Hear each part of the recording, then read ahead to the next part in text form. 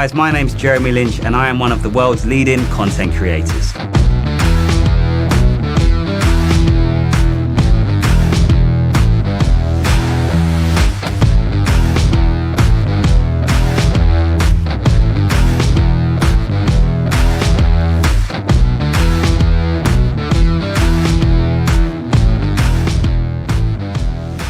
So my journey was an unusual one. I didn't actually start out doing content at all. I started out as a football freestyler, funny enough. For those of you who don't know what a football freestyler is, it's someone who does skills and tricks with a football.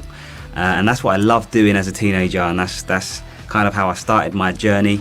So I started out doing football freestyling, started getting gigs, doing performances, and showcasing my skills and tricks with the football.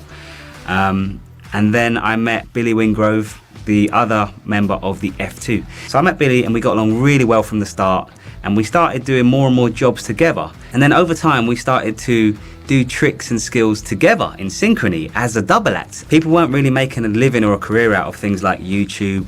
I think Twitter was really new at the time. Things like TikTok and Snapchat, they were years away from ever being invented.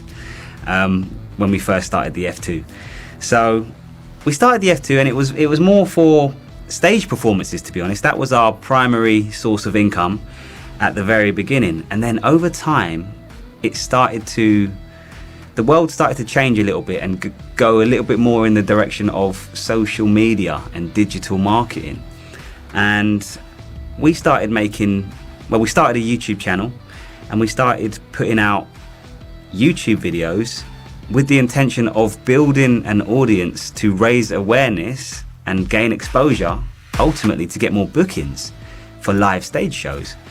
But very quickly we started to realize that this could actually transform into somewhat of a career for us. So we started to dedicate more time and effort into actually creating content for YouTube. And it started to go really well. I mean, like anything, you have to stick at it and be persistent at the start.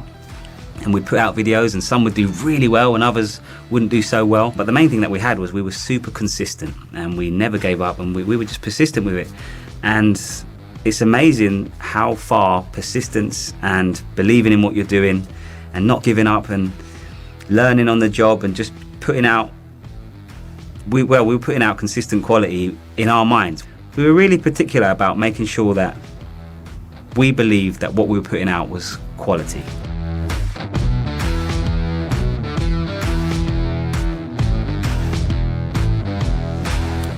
But there is one hidden MVP in all of this. And a lot of you will know where I'm going with this. It's Adobe. So we have generated billions of views through our content.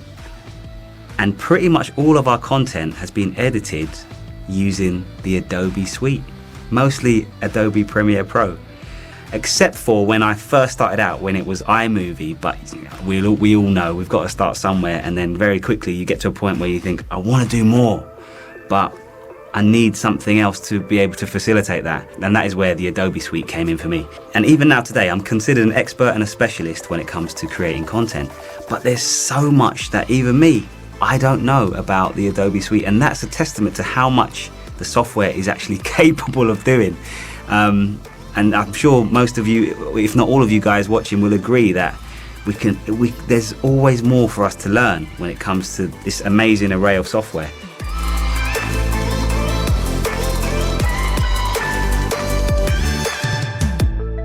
So the type of content that I'm most known for producing is mostly football content and kind of clever edits where I like to put a smile on people's faces and also wow them or surprise them. Usually there's some sort of surprise element where the viewer wouldn't expect what's coming to happen. And I love that. I love people not being able to predict what's coming next in the content. And it works really, really well. And like I keep saying, I'm just very, very grateful to Adobe for putting together such a fantastic product. And I'm not just saying this. I've dedicated a decade of my life to putting out positive, wholesome content that has been consumed by millions. No, it's actually billions. And the fact that for a decade of creating content and specializing in content, I have not changed. I have stuck with Adobe, and I swear by it, and as do so many other millions of excellent people in content production. It speaks for itself.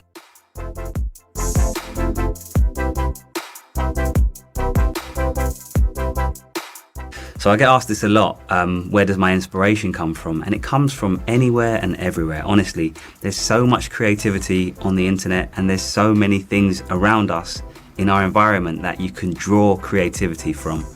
And thankfully, I've got a brain and a mind that is wired creatively, and that's probably a huge part of why I'm doing what I do today, creating content every single day of my life, pretty much. Do you have days where you have more inspiration and other days where you have slightly less? Absolutely. We're all human, and every day is going to be slightly different.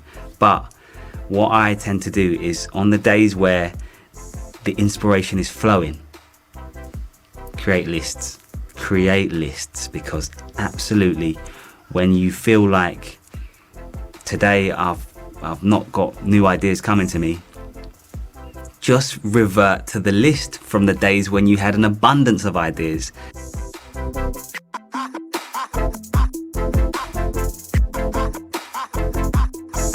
So when it comes to content, the content has to sit somewhere. So there's obviously different social media platforms where it can sit, or it could sit on more traditional media like TV.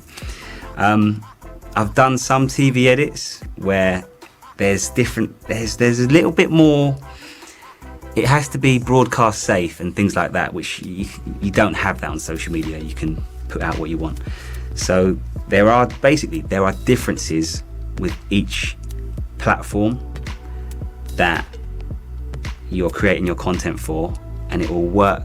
Certain pieces of content will work really well on one platform but perform terribly on another.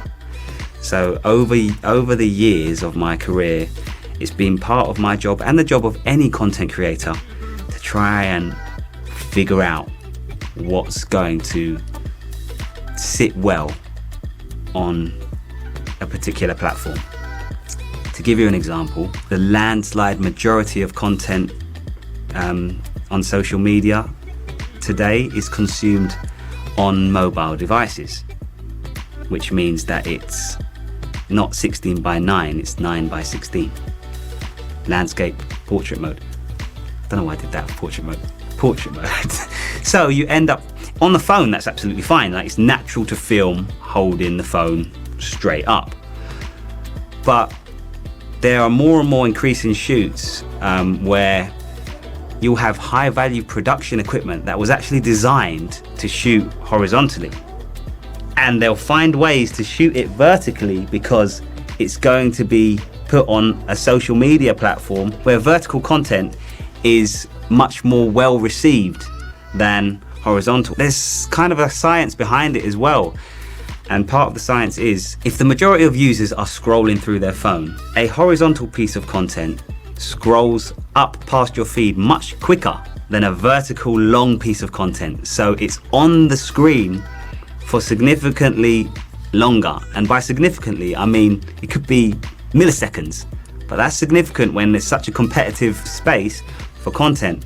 So everybody's competing for the user's attention. So if you watch a lot of my content, you'll notice that a lot of it is filmed and delivered in portrait mode because that's the reason why.